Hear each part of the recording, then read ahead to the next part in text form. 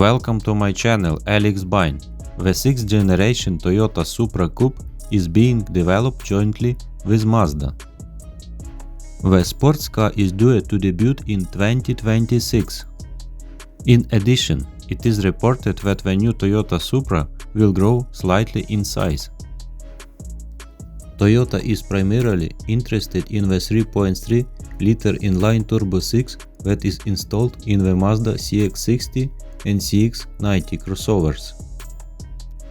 Its output is 284 and 345 horsepower, but for the Supra it can be increased to at least 360 horsepower. Thank you very much for watching. Subscribe to my channel.